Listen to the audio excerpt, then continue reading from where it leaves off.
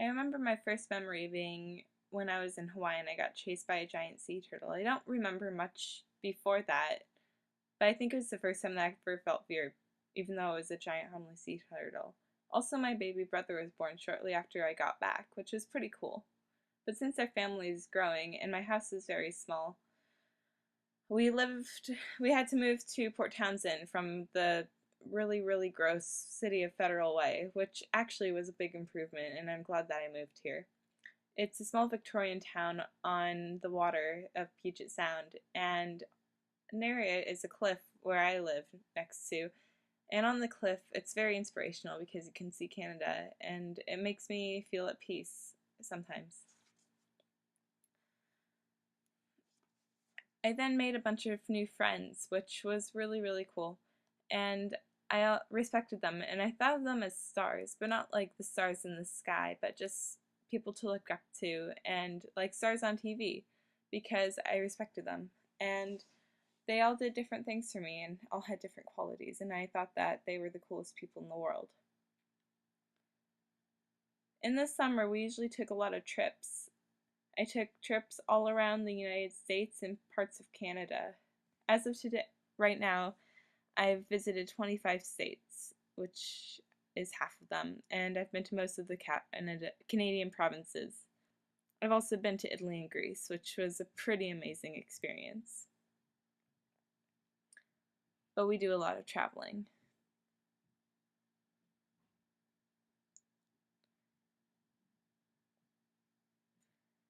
I then started school, and I was very good at spelling. I could spell nudibranch, and I learned how to play the ukulele and the recorder because my class was really awesome. I made even more friends, and we pretended at recess that we were Pokemon characters because I was obsessed with that show.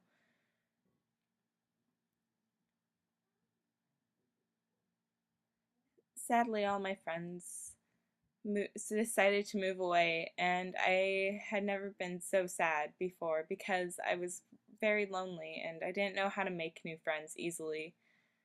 I was just surrounded by sadness and I didn't really know what to do.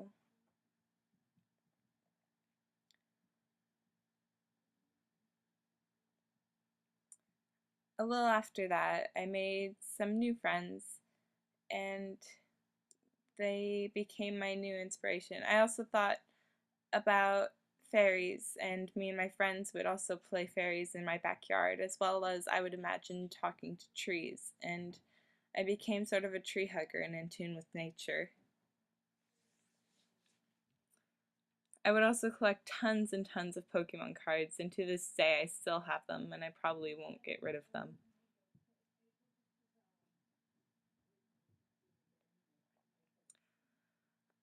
A little bit after that, I made even more friends in elementary school, and I was very happy, and I felt very popular. Sadly, they all moved as well, or I became unfriends with them, and I became sad again. After a while, I started becoming very depressed and lonely, and I would stop brushing my hair and stop to taking showers, and I just felt alone, and nobody would talk to me. I would always sit at my own table alone. But then there was this dance called the 8th grade dinner dance, and I cut my hair, and just because I cut my hair and wore a fancy dress, everybody called me pretty and started respecting me again. So then that got me thinking, well, since I was just a sad, depressed little kid at the table and I cut my hair, people started liking me. So I haven't cut my hair too extremely ever since, and since then I've taken more care of myself, and I became happier.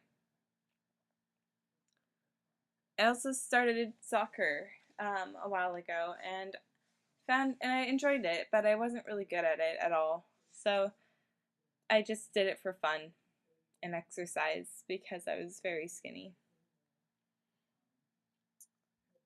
Then I started high school with my friends, and got even more of them, and they were even bigger friends. And even though I love my parents, they didn't have time to spend much time with me, so I mostly relied on just my friends and only my friends, and they became the most important thing to me in the world. Then I started playing high school all-girls soccer, and even though I really wasn't good at it and I kept on getting on the lower teams, I still enjoyed it, and then I realized that I didn't really have any talents for anything, which made me kind of sad, and then I got really confused about what my actual talents were.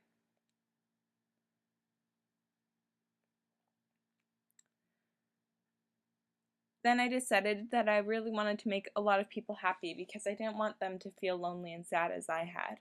So I decided to throw parties, write poetry, make jokes, and make people laugh, or at least attempt to, and then also bake cakes on their birthdays so that they could feel that somebody actually appreciated them. And I tried to be the best friend that I could be to everyone, and I wouldn't start fights at all either. So I guess that's why I was super shy and didn't really stand up for myself.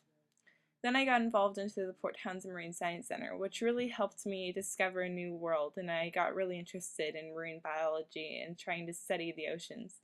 And I had been wanting to pursue it in college ever since. It also gave me a chance to use my public speaking skills, and since then I've become more confident in speaking in public and standing up for myself, and I've grown into a lot better person because of it.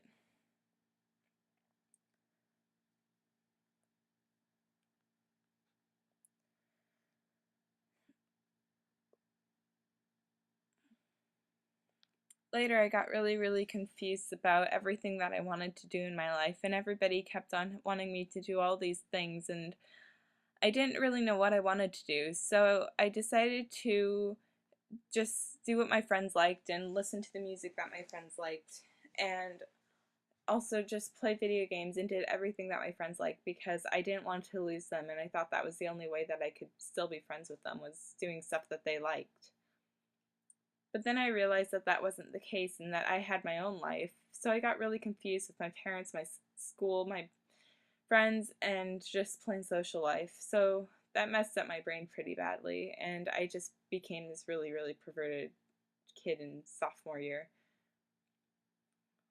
Then I joined the sailing team, and I was really terrible at first, and I didn't really know how to sail at all, but I got better. I also got my scuba diving license and learned how to scuba dive, which was really cool because I got to pursue my dreams even farther, and I got to see everything that I had wanted to see. As the years went on, I got even sadder because my parents had always spent time doing work. My dad worked at a college that was far away, and my mom worked at a college as well, so they didn't have that much time for me.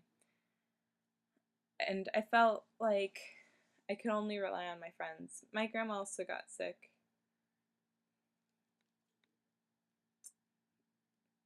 My grandma also got sick. My dad would always stare at a computer watching movies and grading papers. So my mom was always away at my grandma's and taking care of her and her dog while I was just sitting at home on the computer, and that's how I would spend all of my time.